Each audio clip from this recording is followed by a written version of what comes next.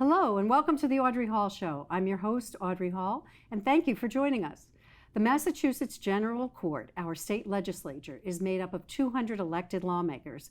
It consists of two chambers, the House of Representatives with 160 members, and the upper chamber, the Senate, with 40 senators. Together, these legislators craft and pass the laws that impact every corner of our Commonwealth. At the helm of the Senate is Senate President Karen Spilka, a Democrat from Ashland who was elected to serve as president by her colleagues in the Senate. Senator Spilka has served in the Senate since 2005. She represents the Middlesex and Norfolk district. Each two-year session of the Massachusetts legislature begins on the first Wednesday in January of odd-numbered years. And in January of 2025, a new legislative session officially began. I am so honored to have Senate President Karen Spilka joining me for the entire program today. We'll look back at the session that just ended, talk about the priorities for the new session, and consider the role of state government in the broader context of where things stand at the federal level. Senate President Spilka, I welcome you and thank you so much for being here. Hi, thank you for inviting me. It's a pleasure to be here, and I always love seeing you, so thank you. We have so much to cover today. I want to dive right in. Okay, let's go. We're going to cover a lot of things. Tell us about your background and how you came to be the Senate President. Well, it was sort of not a straight path, that's for sure. Moved to Massachusetts from New York, graduating. After I graduated college, I had a degree in social work, wanted to counsel children and families.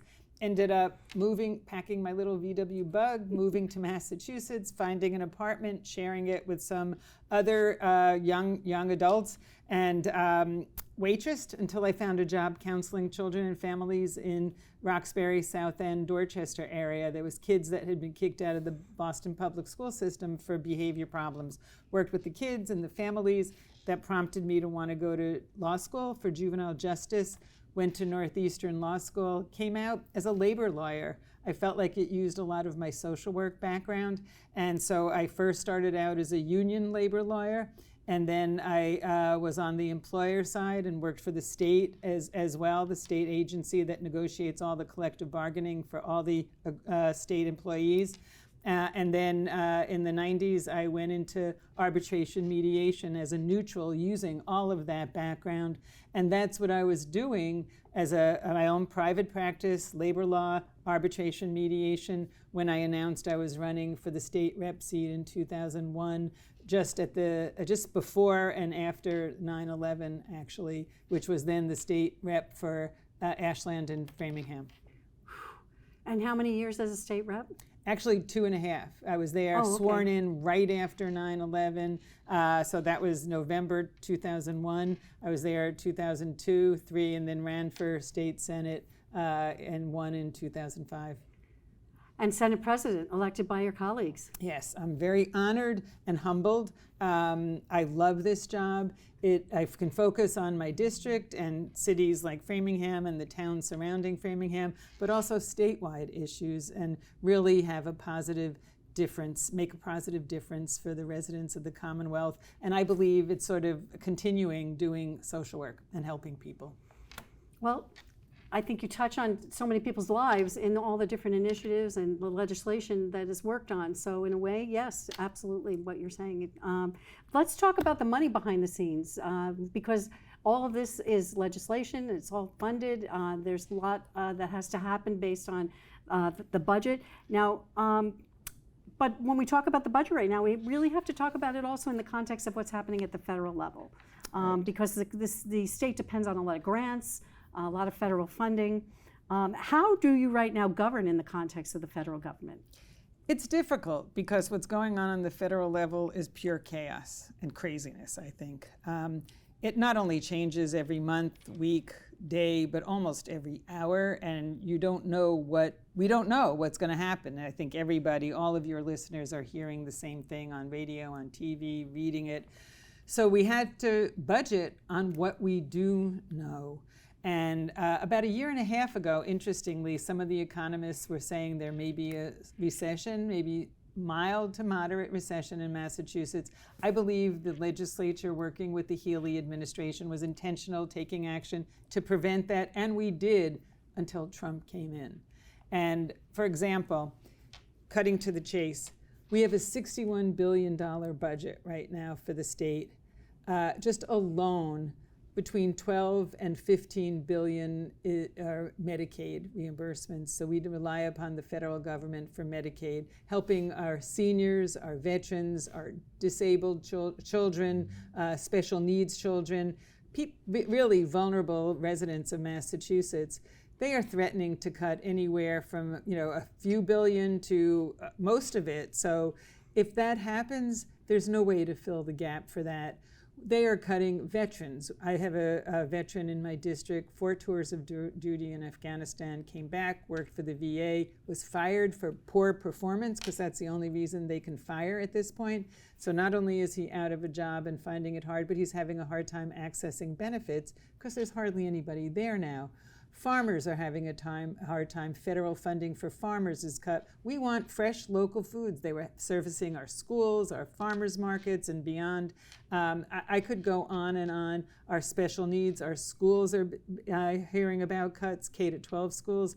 Higher education, everybody hears what's going on with that. But even our public higher education institutions, the UMass, the universities, are getting cut. So hopefully a lot of them will be overturned by the courts, and maybe Congress will come to its senses and pull back its powers. They are ceding all of their constitutional powers to Trump, who I believe is acting as if he's been a king, and he's not. I don't know how you plan to respond if some of these drastic cuts happen. Like, it will be chaos. It will be a lot harder, and that's why trying to mobilize the Senate to take action in areas now where we can, where we know there are some changes. For example, a couple of months ago, I announced the Senate's Response 2025 initiative in response to the Trump Project 2025 of all of these cuts and changes. We've held climate hearings to hear what exactly some of the changes are to our climate goals and how that will be impacted by the federal change in policy. I've met with the Canadian Consul General to hear about the tariffs and how that's impacting. For example, we're trying to build more housing. Housing is the #1 issue right now. Trump's tariffs on Canada, we get most of our lumber and steel from Canada. A lot of housing developers are at the point, wow, if I have to pay those tariffs, it's not worth my while to build all those housing that I was planning on doing. So I've proposed getting rid of the 6.25% sales tax to counteract some of the tariffs so that maybe it would tip the scales for the developer to say, yes, I will build that housing. We're looking at many other things to do. So there are plan Bs. You've got strategies. There's some, yes, because I believe we need to take action. It won't make us whole, but it will help. Better protect. And that was very creative. Yes. I mean, if there's a tariff of 15% and the developer can save about 6% from the tax, then that's an offset. So these are good strategic actions that are being taken. Right. The goal, I just want to put the umbrella, is to protect our residents, defend our values, and help lead Massachusetts. The Massachusetts Senate obviously approves a budget. The House approves a budget. The Massachusetts Senate approved a $61.4 billion budget for fiscal 26. Does that include any tax increases or relief? That includes no tax increases. We did a major tax relief bill, the first thing out of the gate last session, that targeted every single area of the state and populations. And I know we've talked about that before for childcare, strengthening the childcare and dependent care, best in the country, senior circuit breaker doubling, increasing the, getting rid of, allowing the estate tax to be, the amount to be increased before the tax kicks in, building affordable and market rate housing tax credits, and a lot more. It was the largest tax relief in over a generation. So does the Senate, and in order to do that, in order to accomplish all that, does the Senate's proposed budget have to tap into the rainy day fund? I know that there's a huge rainy day fund, probably the largest in history, Yes. which is a safety net. Right. any tapping into that? Right. I'm very proud. When I became chair of Ways and Means in 2015, our rainy day fund was almost empty. Since then, I have consistently tucked away money to save because we know it's going to rain. It's not if, it's more when. So since I have been chair of Ways and Means in 2015 and now Senate President, we have not taken a penny out of our rainy day fund. We have continued to put money into our rainy day fund so that when it rains, even if it's a monsoon, hopefully we will have some funds to cover the protection for our vulnerable residents and do the programs and services that people want. And now this plan depends on a revenue stream of about $41.2 billion. What happens if anything happens to that revenue stream? The revenue stream you're talking about are income tax, sales Right. tax, and other taxes that under the Trump administration, if people stop producing or their companies go under and our sales tax could decrease, our people's incomes, if they're laid off, their income tax, which a lot of people are getting laid off, unfortunately, our revenue could then increase, whereas it was strong before Trump was sworn in. It could very well decrease, in which case we're required to have a balanced budget. We would have to work with the administration. Generally, if during the course of the year our revenue goes down and cannot cover all of the items in the budget, it's the governor that does the cuts. Okay. In 2022, voters passed the Fair Share Amendment. That was the tax of 4% on income over $1 million. How much annual revenue is collected from that, and will it offset any cuts from federal grants or funding for similar expenses? Well, we have surpassed estimates for the millionaire's tax. And just to be clear, that 4% increase, anything that comes in from the millionaire's tax was passed by a ballot initiative by Right. the people.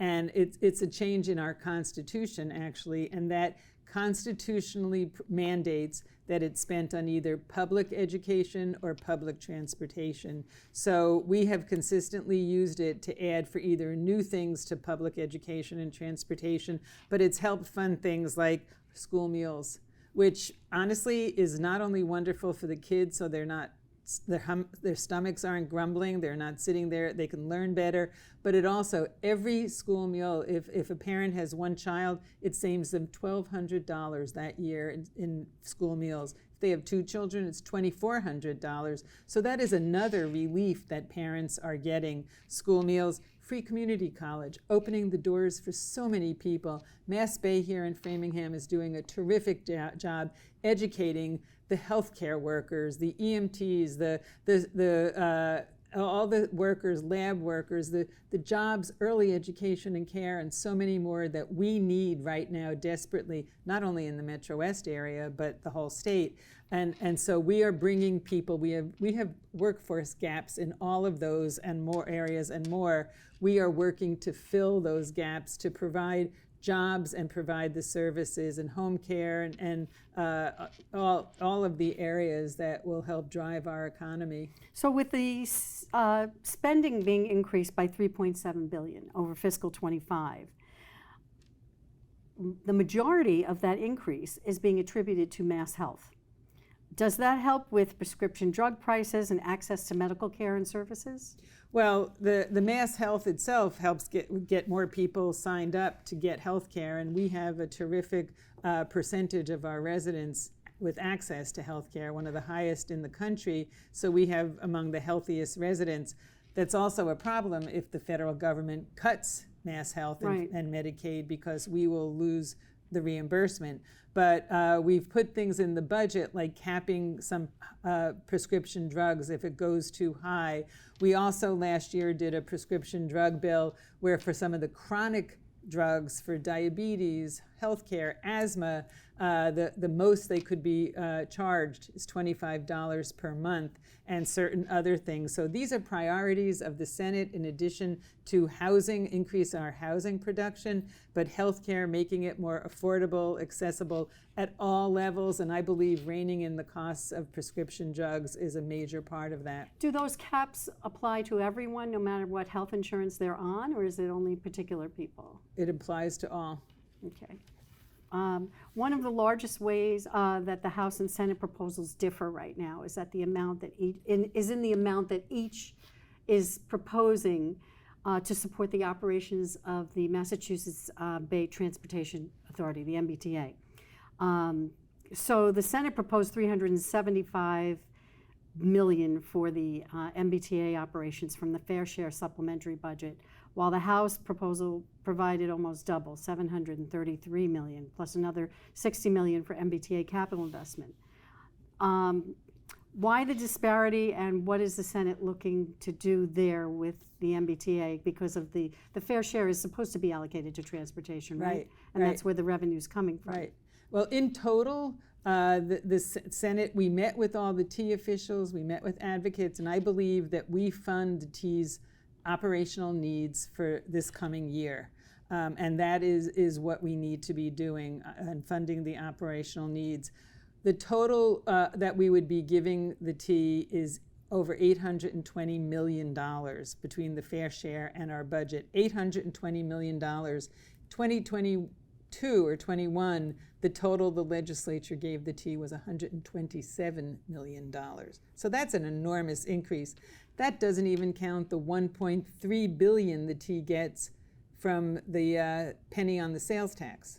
It's like a 600% increase from 127 to 820 million. Yes, and so that 820 million plus the 1.3 billion on the penny on the sales tax, they'll get over $2 billion in funding under the Senate proposal. Mm-hmm. I believe that that is sufficient because we also allocate funds where the House does not. We put $214 million for the statewide RTAs, like the Metro West RTA. Yes, the Metro West Regional Transit Authority, that brings people to doctor's appointments, food shoppings, relatives, kids to school, helps move people around who don't or can't own a car. And who don't commute into the city, into Boston on a regular basis, so they get around their own communities and their own region. Although the Metro West Regional Transit Authority now makes the connections to get into the city if they knew. So the VA veterans, if they need to get into the city for a medical appointment, they can take the RTA to maybe the Green Line or something. But so we add to have more night service, more weekend service, and build it out because everybody voted, the whole part of the state voted for the millionaire's tax. Every area should. I mentioned earlier how regional equity is a big piece. Mm-hmm. When I became Senate, we did not have the RTA. I helped create it.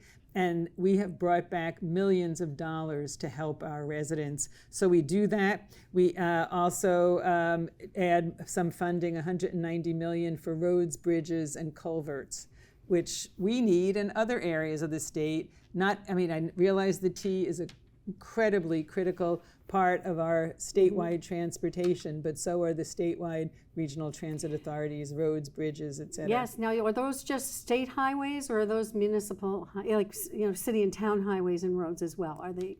Well, for the city and town roads, we have Chapter 90 and other areas that we usually give several hundred millions of dollars. And the Chapter 90 bill is now sitting in the House. I hope they take it up soon so that Senate can do it and hopefully capture some of the good weather for road and bridge construction. Okay. Speaking of that and talking about the state highways versus city and town roads, the funding for cities and towns, the unrestricted general government local aid, UGGA, it's a large source of flexible aid for cities and towns. Right. The House level funded it at $1.31 billion with leveled with fiscal 25. The Senate's proposing an increase of $28.8 million.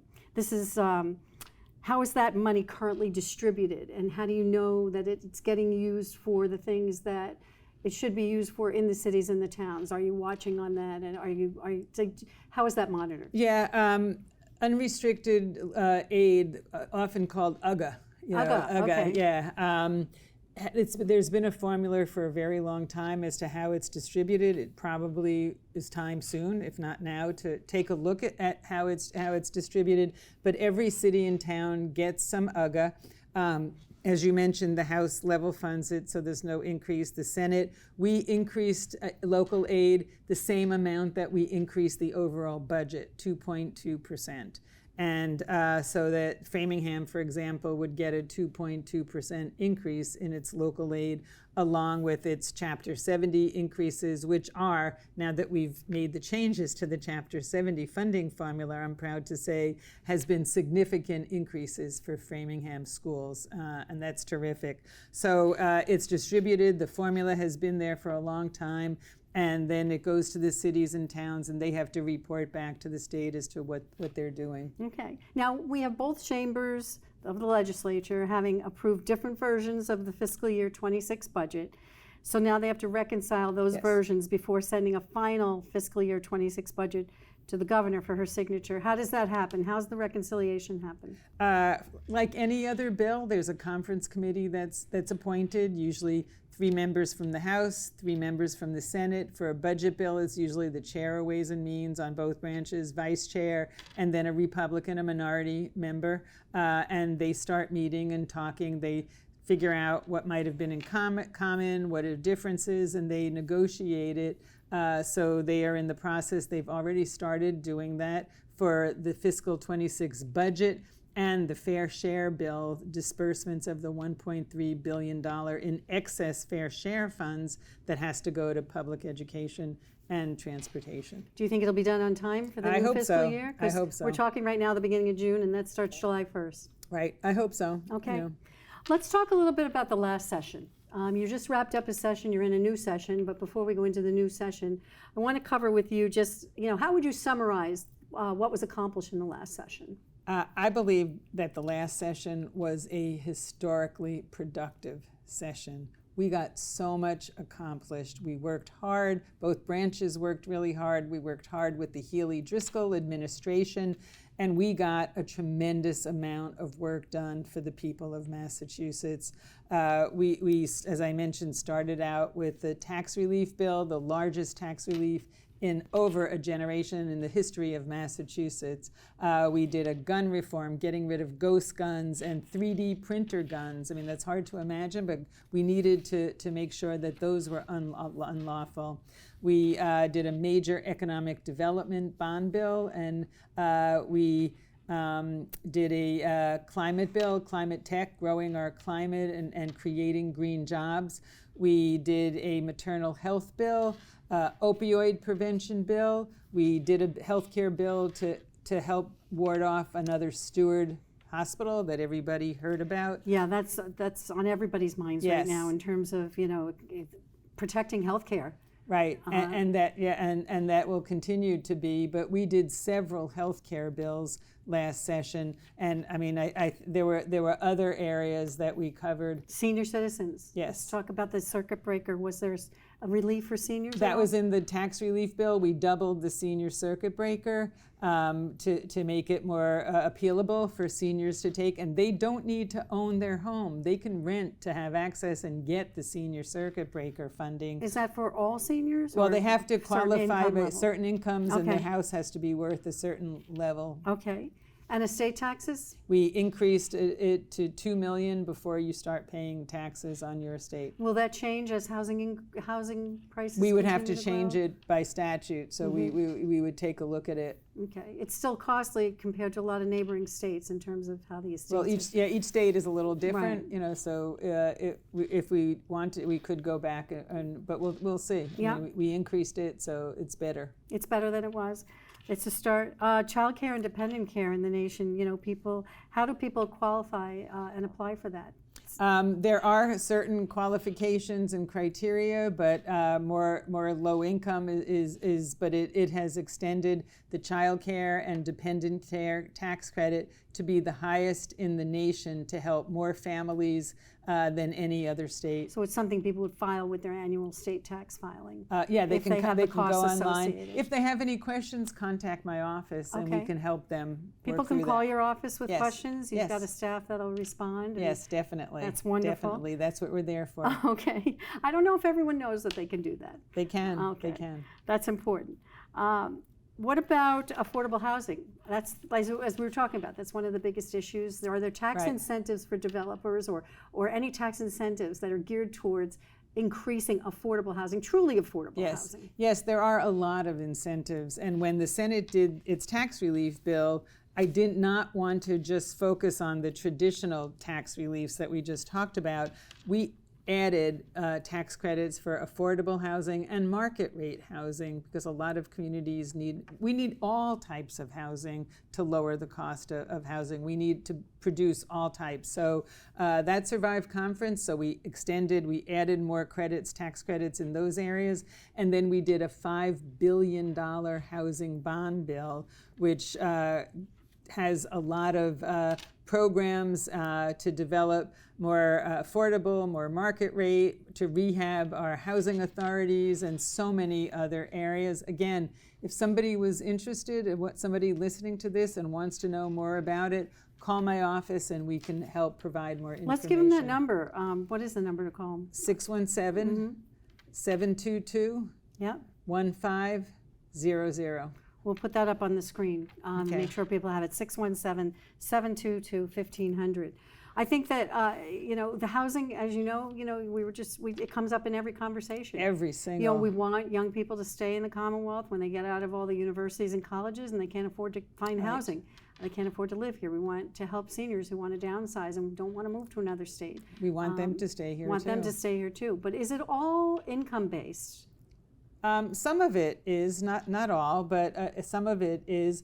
But this is why I have a new Senate co-chair of the Housing Committee, Senator Julian Sear, from the Cape, that has a lot of housing issues and needs more housing too, so it's near and dear to his heart.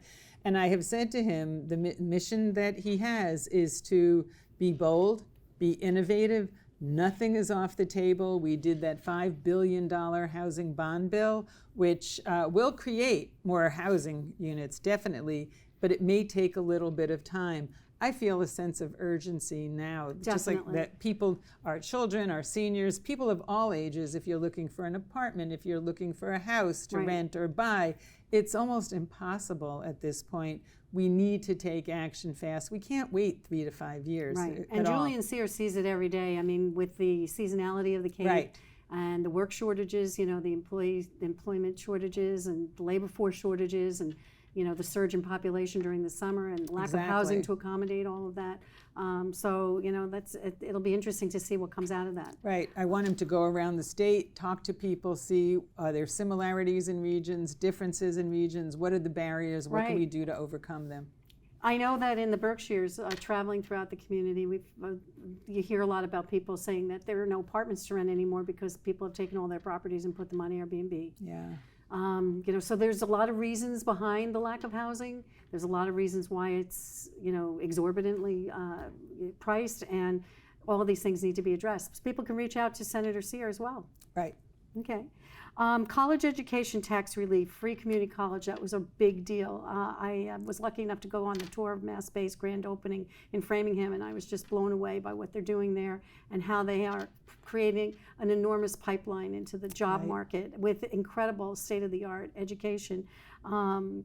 So there's grants to keep people in college. Is that continuing? Well, they have free community college as long as they've been a graduate. You changed the age too, didn't you? We got rid of the age. There was a 25-year. Right, for the first year. We slowly transitioned it where they had to be over 25 or going for a nursing program because we had such a shortage, still have a shortage of nurses. Shortage of a lot of things. Right, exactly. And that's why vocational, what is so heartening to me is hearing from some of the folks that have started community college who have never thought they would be able to or could afford it or had to work or they never saw themselves as being able to attend college. And now they are going to college, opening up doors, opening up all new career possibilities, adding more revenue to the Commonwealth because of their taxes. Life sciences, right? Life sciences, Mass Bay, a lot of the community colleges have life sciences, biotech, have internships, and a lot of the people graduating from there continue to get jobs right here in Metro West or beyond.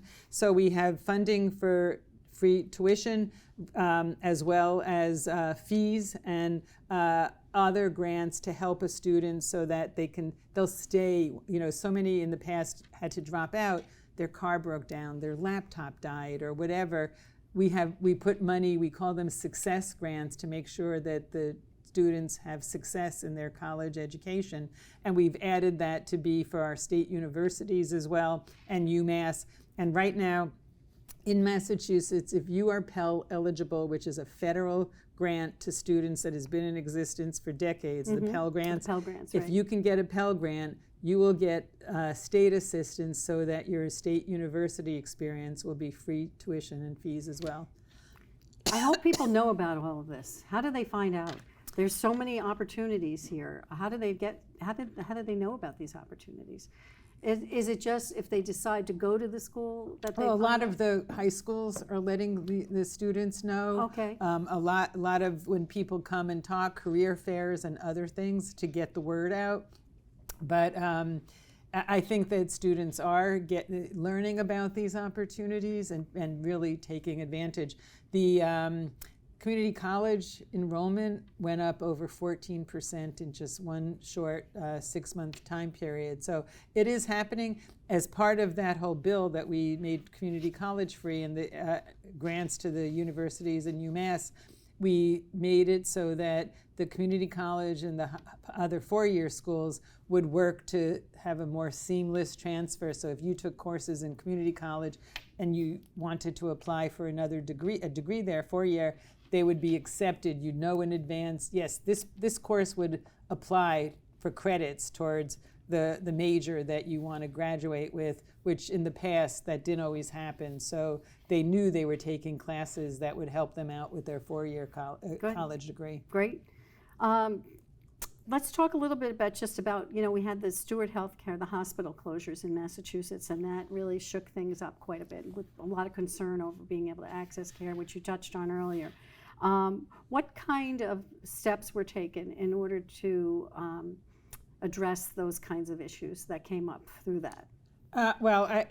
We ended up putting some constraints on future, equity. We're not going to get rid of private equity total. And private equity is different than private ownership. It's a different thing, actually. But we took a look and made it more of a responsible role for the state to have. And is private equity investment based versus private ownership?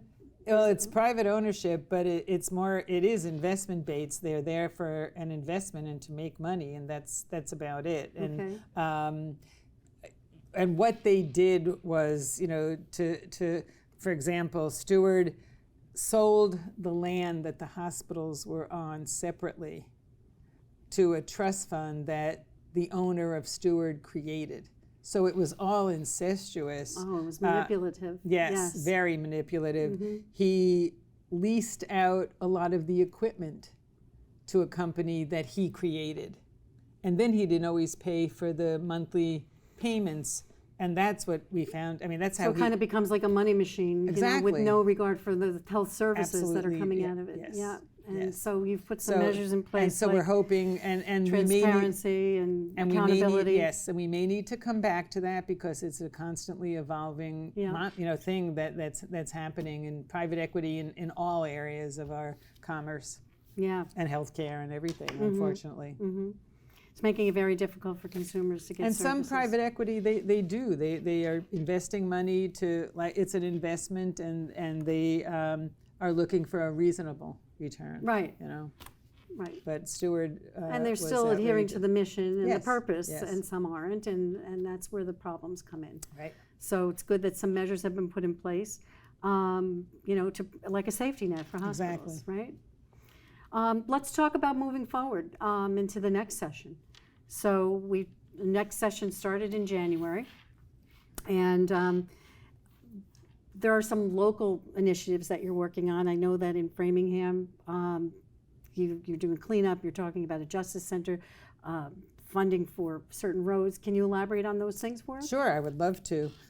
Some of the major projects right now that I'm working on for Framingham and Metro West, one of them in particular I've been working on for 7 years in helping to build up the funding for a regional justice center. Our district court on Concord Street is woefully neglected and needs to I mean, it's not for a district court. It's embarrassing that that's where we have access to justice, and I think we need to and must do better. So I have gotten, over the years, built up authority for bonding to create a new, not a district court, a regional justice center that would have a district court, a juvenile court, housing court in one location, and that will be, we've been working with the city, and that will be at the old Danforth building site.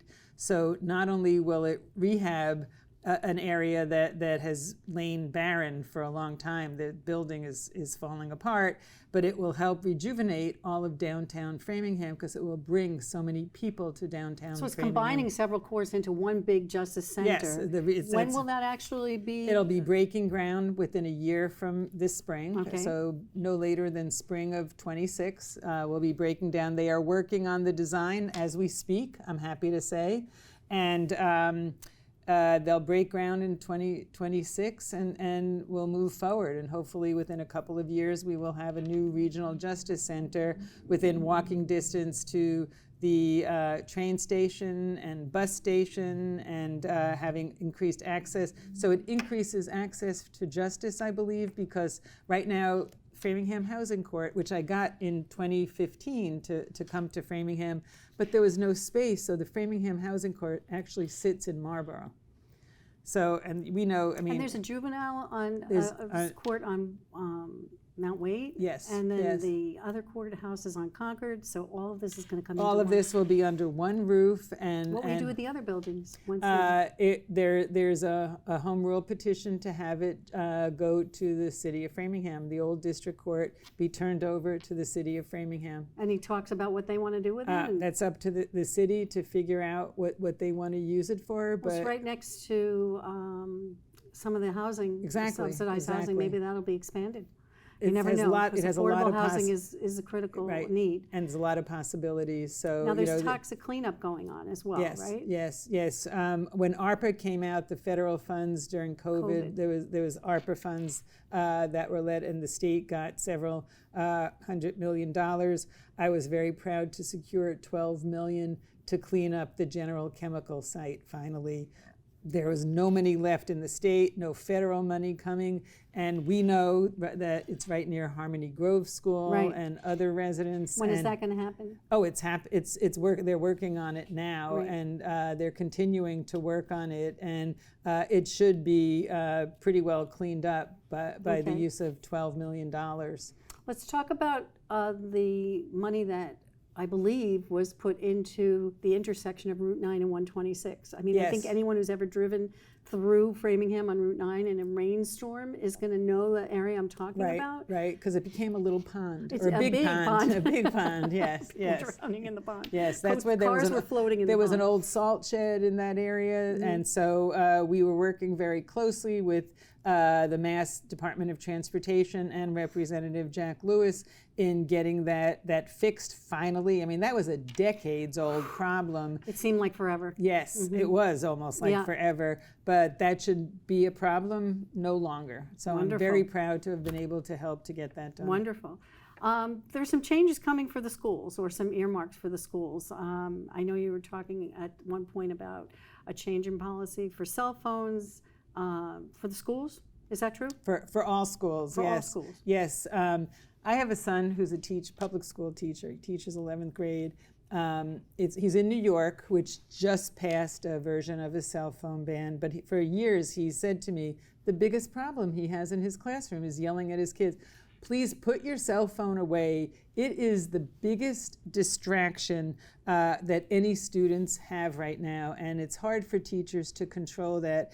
It's not only is it a distraction, it's a vehicle for there to be cheating on tests and other things, cyberbullying, and there's no reason to have them all the time.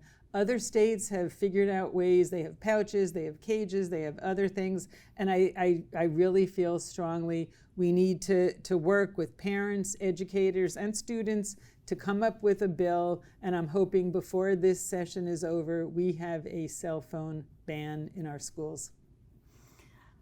Well, I think there's a need for it. I mean, you do hear a lot of situations come up dangerous situations because of the Yes. use of the phone. Yes, It's and a safety issue as well. Exactly. Yeah. School should be a safe place where kids go, make mistakes, learn how to have healthy relationship with their peers, not have to worry about the cyberbullying and all the other stuff.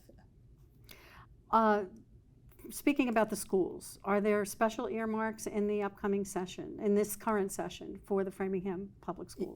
Yes. We were able to get $300,000 for the Framingham Welcoming Center, which will help new students from all over and their families coming to Framingham enter into the public school system and work with the school administration, work with the educators to make that transition easier and better for everybody, not only the students and families, but for the schools as well. And does that affect English language learners? Is that for all Well, students coming in, or is That's that for all public school all students? public school Yes, students Framingham. coming in? And I also got a $250,000 earmark for the Framingham ESL program, which teaches adults English as a second language, but it also teaches them a lot more beyond just the language. And it's a terrific program. I was heavily involved in that when I was on the Ashland School Committee years ago. And they still are a great program. Now, you briefly mentioned a couple of minutes ago the SHIELD Act, Yes. which is the selling of people's location data. You said that was passed. That's the data shield. That's the location shield. There's two SHIELD Acts. Oh, there's two of them. So a few years back, after the Supreme Court's Dobbs decision, we changed some language, strengthened some language for women's health care, abortion, and gender-affirming care. We discovered that we needed to expand some of those protections of the providers so that out-of-state or federal couldn't come in and say, we want to find out what provider provided women's health services. It could have been an abortion. It could have been a miscarriage. This bill, the SHIELD Act, also says if you are experiencing a miscarriage or an ectopic pregnancy or something, the hospital cannot deny health care. You have to provide it. A woman's life is in jeopardy here. Public safety is an issue. Does that supersede what's happening at the federal level? Because I think that at the federal level they're trying to get rid of that. But they haven't. Mm-hmm. They haven't yet. So we are trying to put protections in, state protections, to make our laws stronger.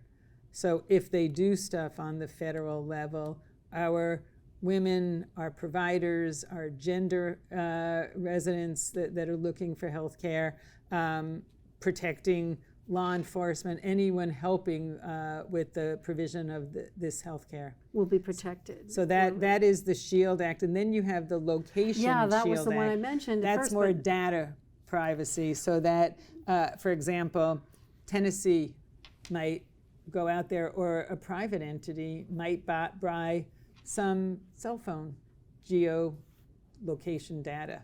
So if a woman from Tennessee comes to Massachusetts to get some health care, that provider could buy, a person or an entity could buy that geolocation information, or the state of Tennessee could try to get it, go after that Tennessee resident or the provider that person I don't went think people to. realize just how much their phones are threatening their Right. well-being and their safety. I And their mean, civil you know, rights. and their civil rights. Having your location being tracked and then being sold to Right. agencies or people that want to do you harm or prevent you from getting services is really a risk, a big risk. It's horrible. So will the SHIELD Act that sells people's location location data, shield. will that pass? It hasn't passed yet.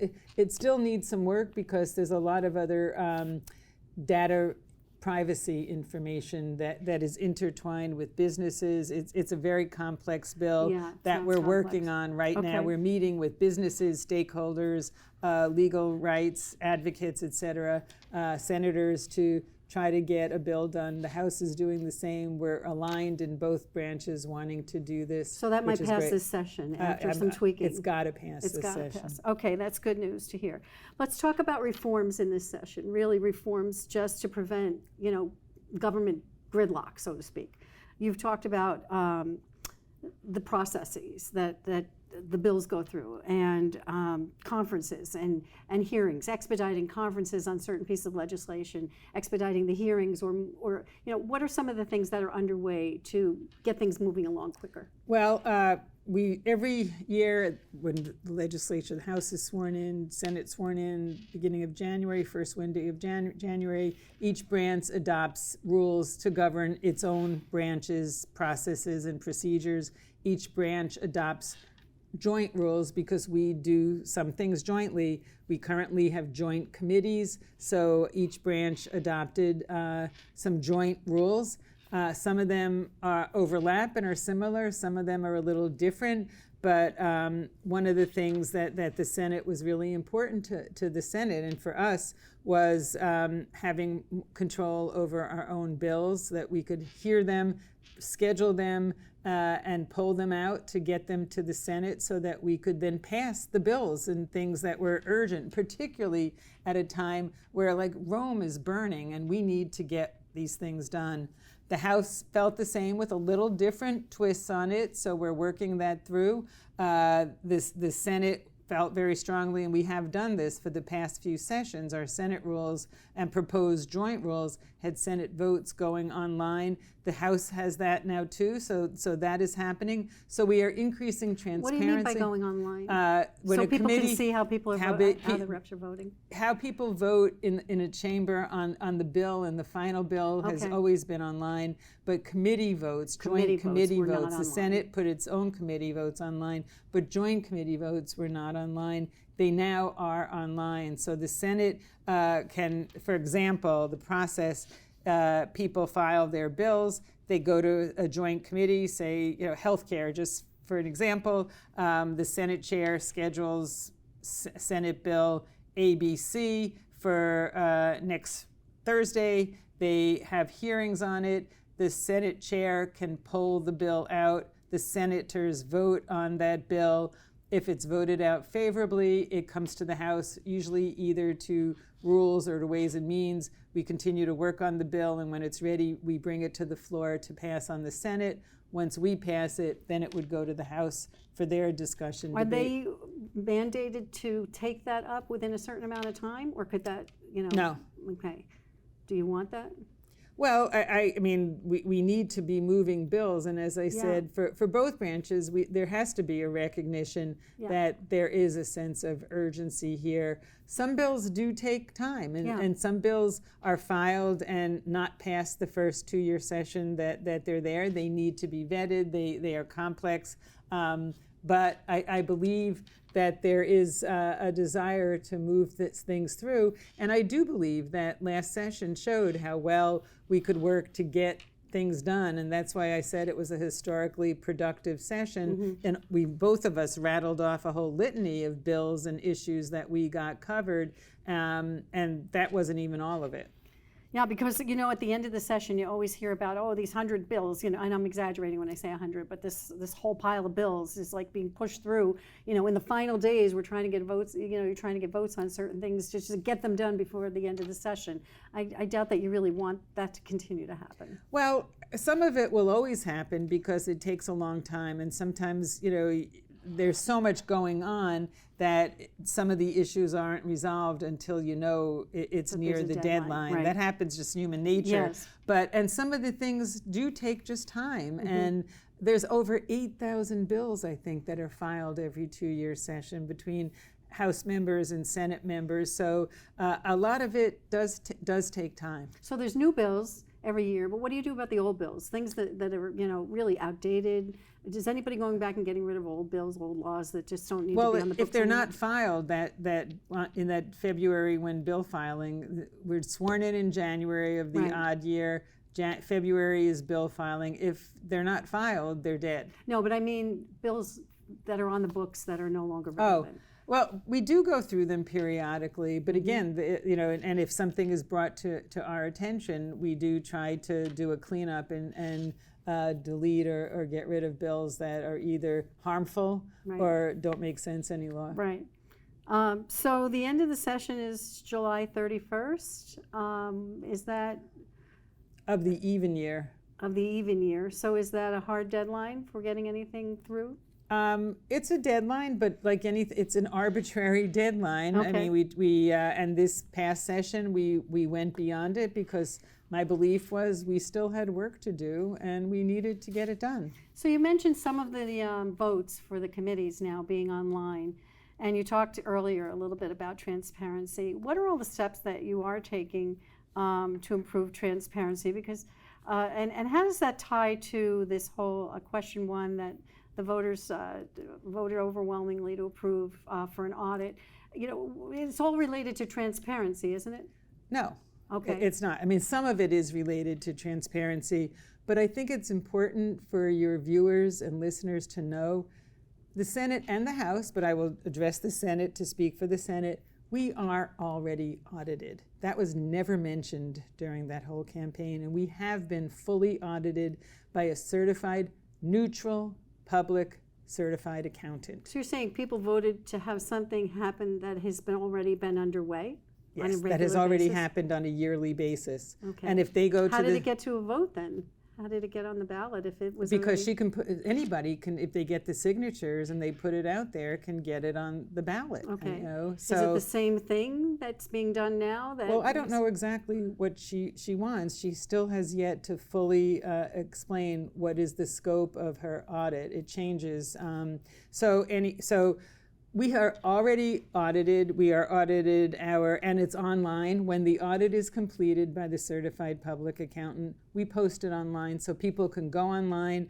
Our salaries are online, our invoices, our contracts, our ins and outs. People can see what we spend on paper clips if they really want to. Where do they actually go online to see that? In the Senate clerk's part of the Senate. So if they Google, like Senate clerk, how do they find They it? can Google Senate clerk, Massachusetts Senate clerk, and go to the page, and they should find the audits, the last few years' audits.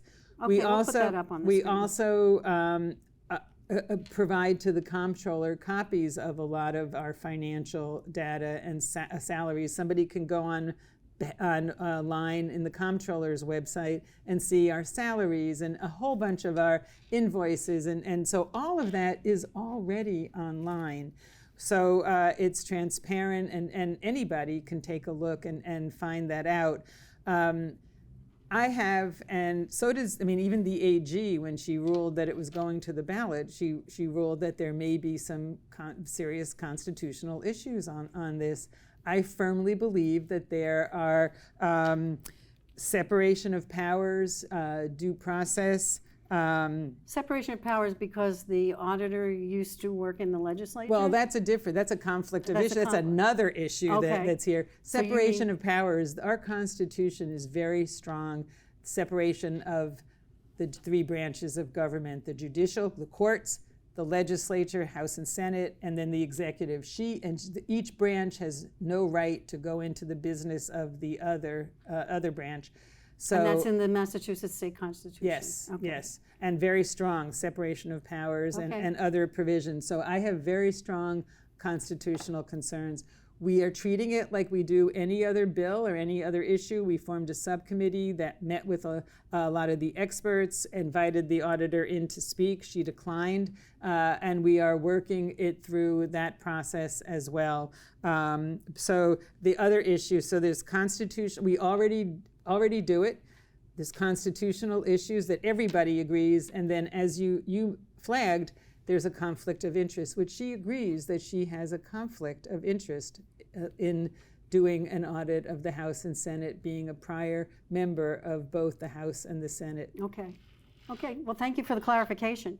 I'm going to shift gears now because I Okay. really want to talk to you about some of the initiatives that you personally have taken on, like the initiative to recognize women who've made significant contributions to the Commonwealth through your Her Story initiative. I want to hear, and I also would love you to just talk a little bit about that, and then I have another I want to ask you about. Okay. When I came to the State House, walking around the halls, it's an amazing building, and I invite everybody listening to come and walk around. We can schedule tours. You can see it's a living museum. It's beautiful. It's history in the making still right now, but it's amazing.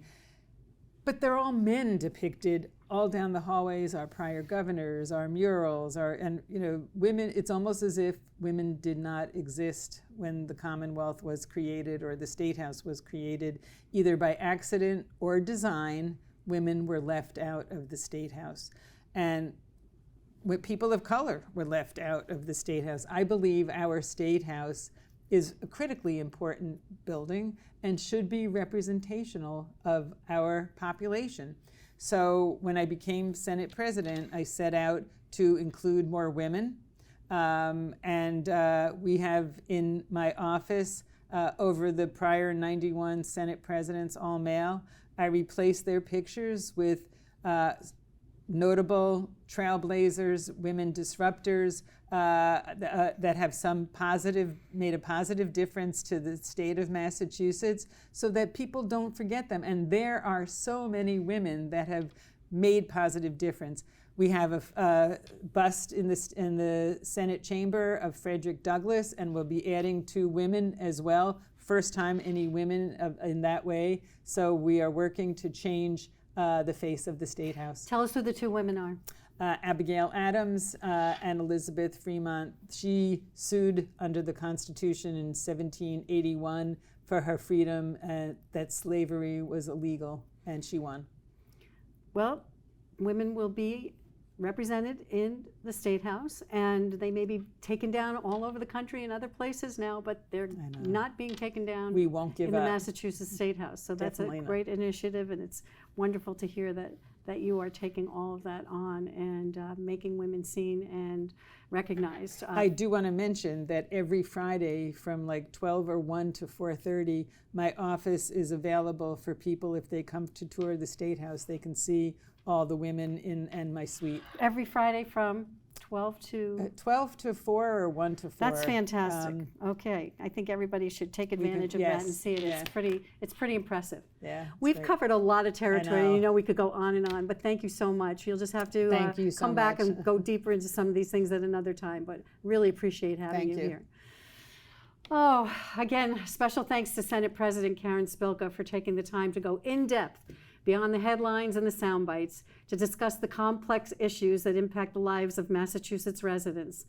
To read about the ongoing work in the Senate, Google Senate Journals or go to malegislature.gov/journal/Senate. More information can be found at the Senate President's website, karenspilka.com. You've heard the saying, democracy is not a spectator sport, and it's true. Democracy thrives when people participate, and that means doing the work, asking questions, staying informed, and seeking out facts and data from the most credible, proven sources. It's about more than voting. It's about being engaged, aware, and willing to dig deeper than headlines. Because an informed public is the foundation of a strong democracy. And that's why discussions like this are so important. Thank you for tuning into the Audrey Hall Show, where you will always learn something new. Until next time, stay informed, stay involved, and take care.